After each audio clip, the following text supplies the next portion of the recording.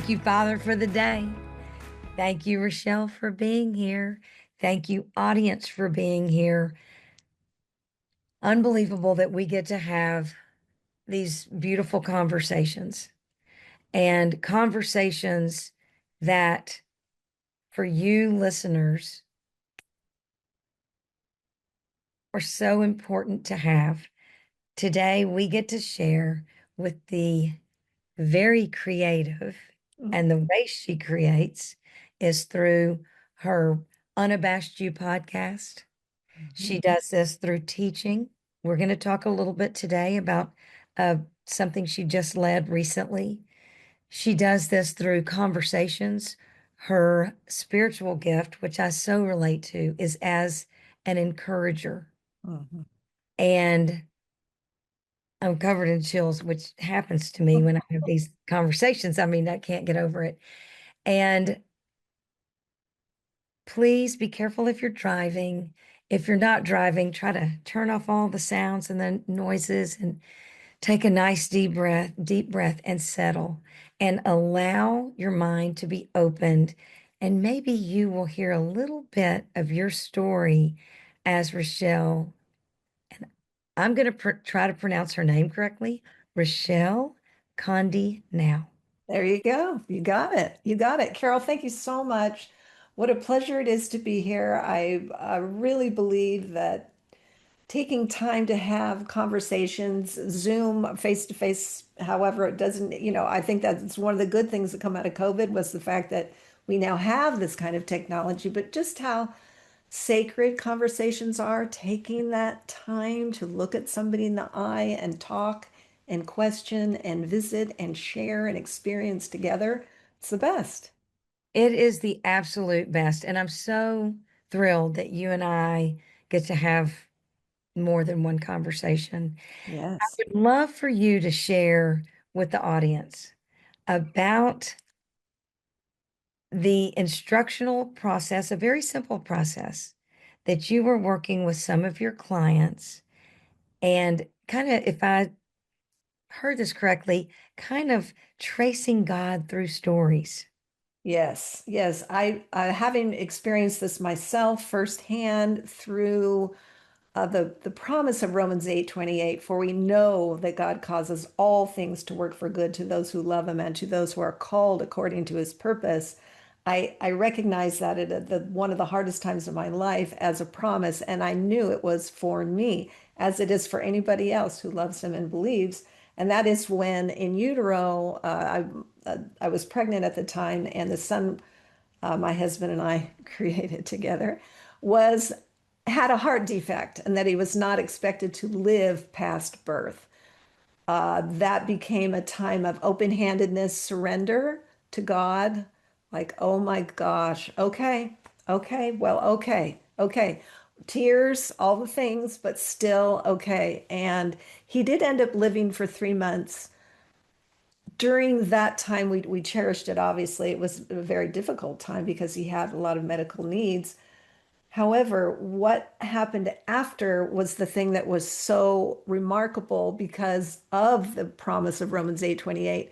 We started paying really attention to tracing God's hand during that time and after that time. Like, well, this happened because of this, which happened because of this, which happened right back to our time with our son, Christian John is his name.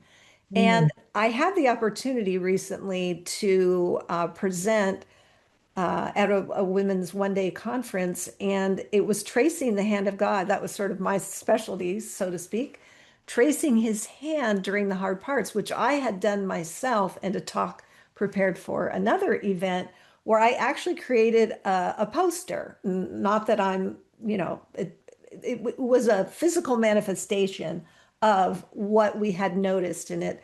It had roots, and then it had a picture of Jesus, and then it had the Romans 8:28 verse, and then it had a picture of our son, and then all of the many trees and branches and all of the things that we could trace back to that time. And it was It was absolutely mind-bending, remarkable. I mean, I could go on and on and on and walk you through just so many of those. And so that day at the conference, that second conference, I had an activity with the women where I, had a picture of a tree, a picture of Jesus, choose a hard time, choose a verse, and start thinking about some of how God was there. And you're going to see, you're going to trace things back to that hard time, and you're going to see that Romans 8:28 is for you. It doesn't say except in parentheses except when Ron and Rochelle lose their son, except when Carroll has this hard time,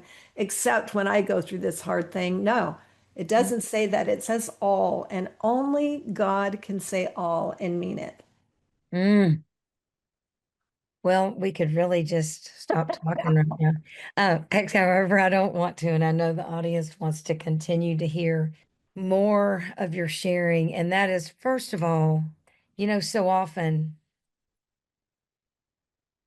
it's once we are removed from tragedy. However, in your story, you were given this information and you grabbed out and reached for God's hand and you surrendered voluntarily, if that's the right word. Yes, And it wasn't that without even being knocked down, which I'm sure you were. I mean, I can't even think of the words. However, you immediately surrendered.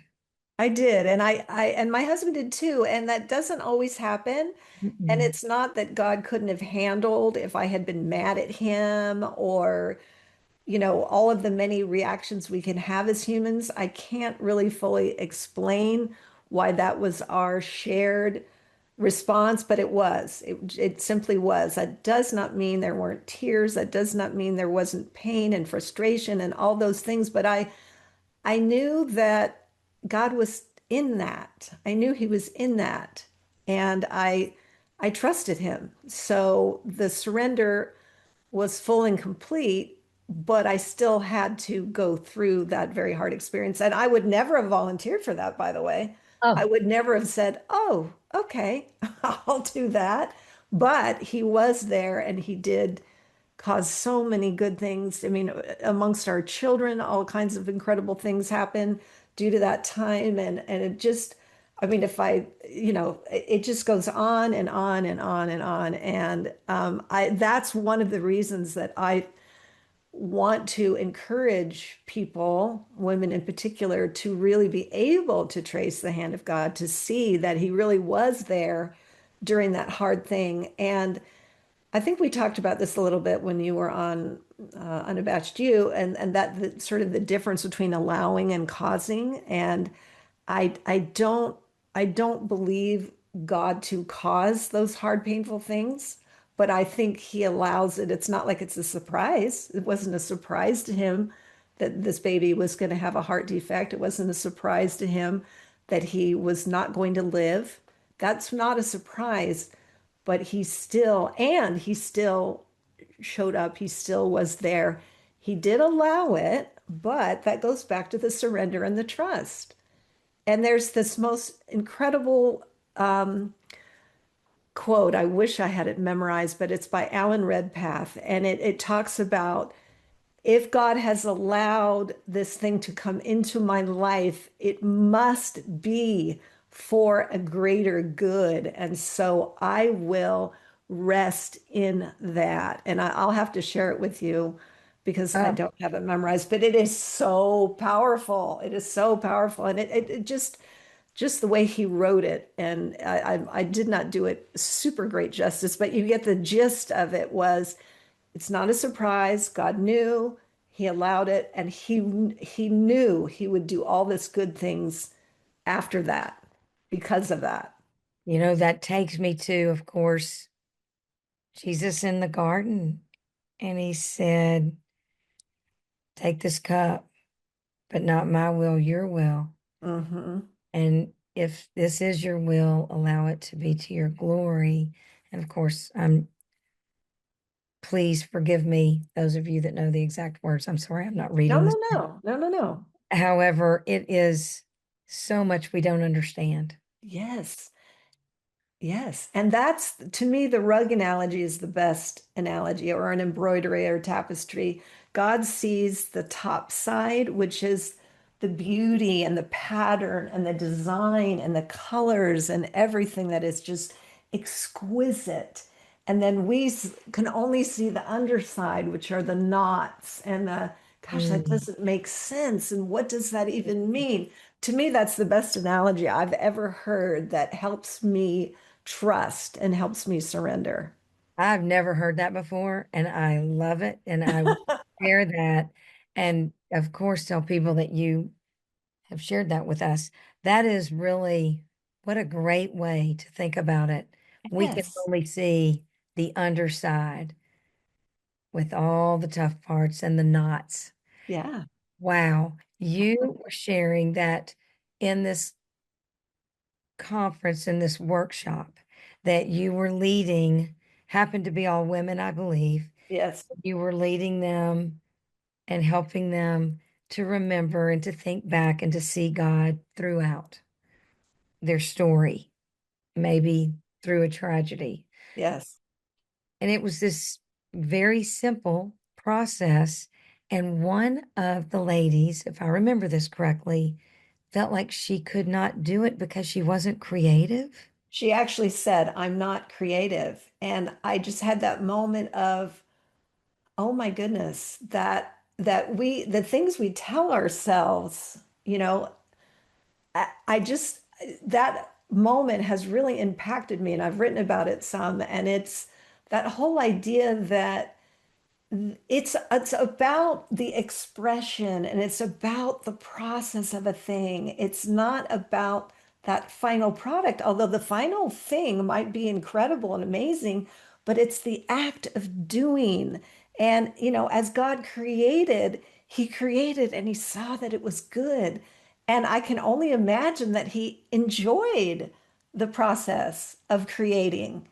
I mean, it's wonderful to create, to write, to sing, to dance, to play, to do all these things. You don't have to be good at them. And that goes back to fear. We allow fear to, we shrink, we settle, we don't, blossom and bloom. And that's one of my, oh my gosh, I feel that I have the gift of encouragement and I just can't, it just comes out of me. And I want everyone to be all they can be and to not miss out. And all the blessings that God has for you, enjoy them, partake of them, participate in them. I just feel so strongly about that. Wow. But, and, just so the audience knows, we have had a couple of these conversations. And in one of the conversations that we discussed, we were discussing that, let's just imagine we enter heaven.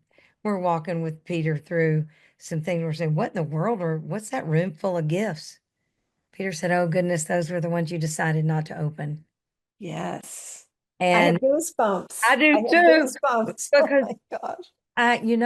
it does. It makes me want to throw myself down because, and we've talked about this before, and listeners, I hope you're hearing and I hope you're sharing this with others. You are precious children of God.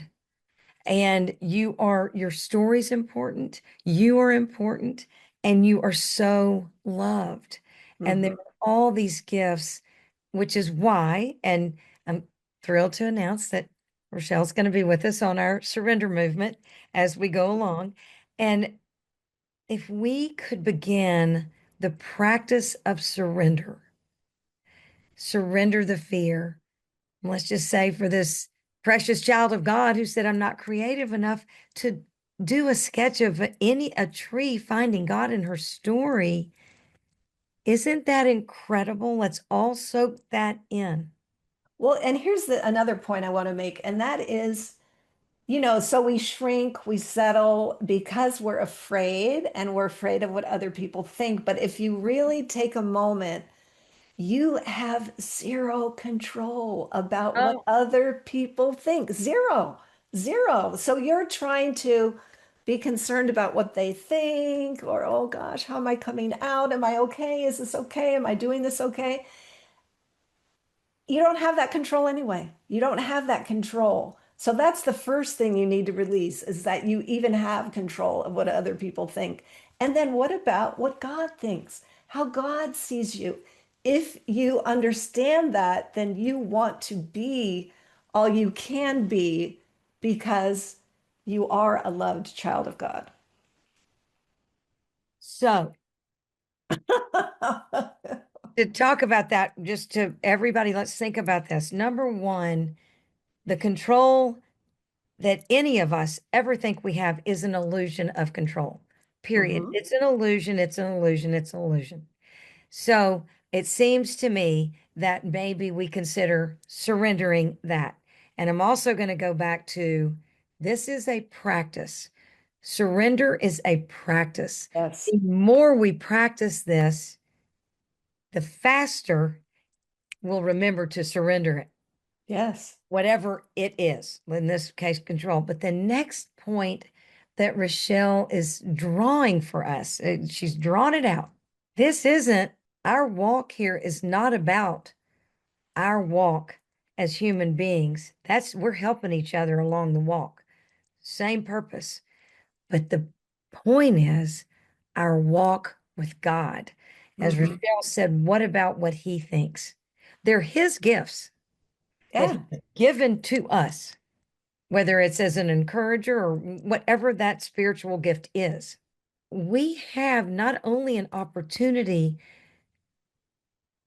but we need to start being accountable to grow those gifts.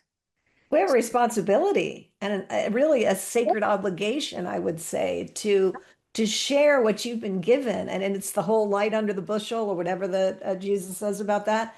The idea is that it's supposed to go out there. Oh my gosh. This is so enormous.